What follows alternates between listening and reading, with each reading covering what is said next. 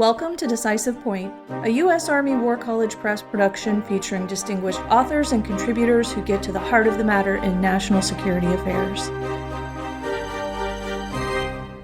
Decisive Point welcomes Dr. Frank Hoffman, author of Defeat Mechanisms in Modern Warfare, featured in Parameters 2021-22 winter issue. Dr. Hoffman is a distinguished research fellow at the National Defense University in Washington, D.C. His latest book, Mars Adapting Military Change Under Fire, was published this year. Frank, I'm glad you're here. Thank you for joining me. We're here to talk about your article that was published in Parameters Winter 2021-22, Defeat Mechanisms in Modern Warfare. Your article assesses several conceptual efforts to better posture U.S. military for success in future wars. Specifically, you explore the debate between service and joint operating concepts and the opportunities and vulnerabilities of cyber-enabled systems to produce decisive effects at the operational level of war. Please set the stage for our listeners and explain the current debate. Sure. Thank you. Great to be here today. It's just interesting that, in the literature right now, we're going back to fundamentals about how we in the military conceive of, plan for, and conceptualize obtaining victory. And there seems to be quite a fervent debate going on both in the military literature and in the academic literature. In the current issue of Survival, published by IISS in London, the International Institute for Strategic Studies, Franz Stefan Gotti challenges American concepts and thinking about maneuver versus attrition, which is an age-old debate that goes back in the Army and the Marine Corps back to the 1980s. And Gatti suggests that we need to re-emphasize attrition, since maneuver, both in the sense of movement and mobility across the battle space, is going to be much harder because of persistent surveillance, attacks from drones as a source of ISR. His reading of future technology suggests that maneuver is going to be very hard and that we need to focus on buying capabilities to attrit the adversary. And this is also taken up by Michael Hoffman from the Center for Naval Analysis, who argues that the Army and the joint world need to let loose their embrace of strategic or operational paralysis, attempting to confuse commanders. And we need to re-embrace attrition and firepower to destroy enemy capabilities, not by combinations and not by the way we currently think about it. And this is also then taken up by Dr. Heather Venable, who's a professor at the Air University. And she also argues that most of our thinking in the Army and the Marine Corps is based upon some rather thin historical cases drawn largely from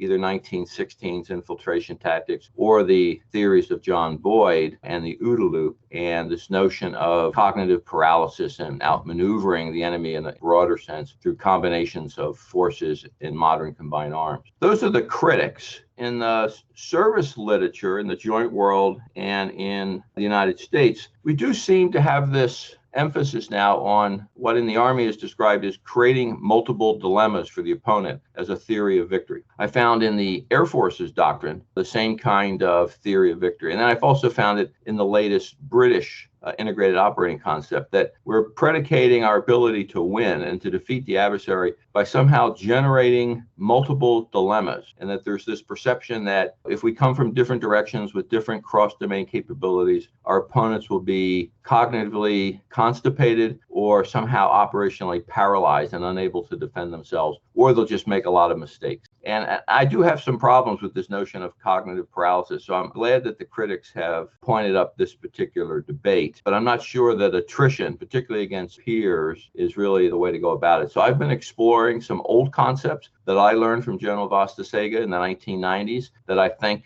need to be reintroduced. They need to be updated to account for the cyber and information strike capabilities we have now. We just don't rely upon physical strikes. We have offensive capabilities in cyber and the electromagnetic spectrum capability as well, as do our adversaries. So I think a refreshing look at defeat mechanisms, the terminology that I learned from the Army a long time ago, more than 2 decades ago, just needs to be refurbished and made more contemporary. And that's what the essence of the article is about. Your article says the real issue is the construction of concepts or operational plans that have a historically demonstrated or testable theory of victory. What are some possible defeat mechanisms that might contribute to a solution? Well, I do have to say that the critics are right that attrition, or the phrase I use that I think is more preferable, is destruction. The use of firepower to destroy either capabilities or the capacities, the size of the enemy forces is a component. But I think in the cyber realm, we also need to think about disorientation or disruption through both deception, through information operations, and through cyber capabilities. There's certainly this physical and non-physical means that we have of both destroying and disorienting the adversary to gain an operational advantage.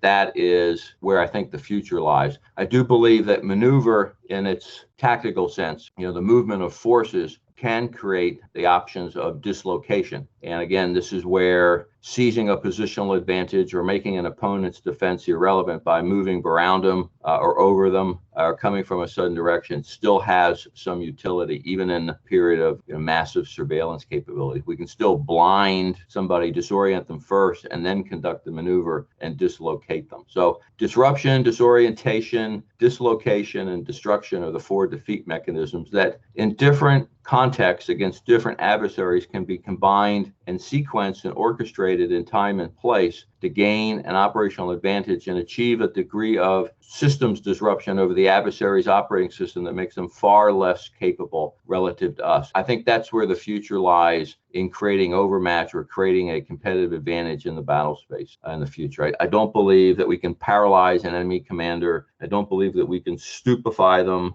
But I do believe that there's system disruption through the combination of disorientation, dislocation, and destruction is still feasible in the 21st century. And I think our concepts, our military planning should define some of these terms. And I'm only offering my definitions to begin the debate. Let the joint doctrine world find the best terms. But this isn't a big lift for us intellectually, but it does put us on, I think, more solid ground, both in terms of what has worked in the past, what worked in World War II, what has worked in contemporary conflict, and what will work in the future in a world in which command systems are operating at great ranges, in which everybody has some space parity and some operational aviation capability. We're dealing with a much more contested space, and I think we need to reconceptualize victory and defeat mechanisms to deal with this 21st century. Can you give us any final thoughts or any concluding thoughts on this topic? I think this is very, very critical. It's particularly critical for our concepts. It's particularly critical for us to imagine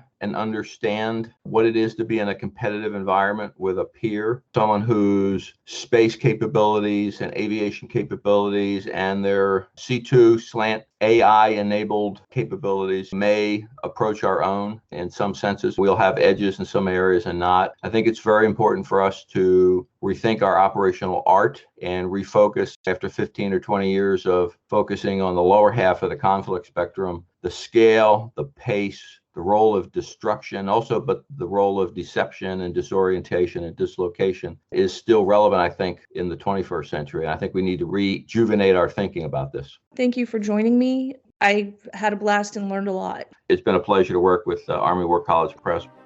If you enjoyed this episode of Decisive Point and would like to hear more, look for us on Amazon Music, Spotify, Apple Podcast, Stitcher, and any other major podcast platform.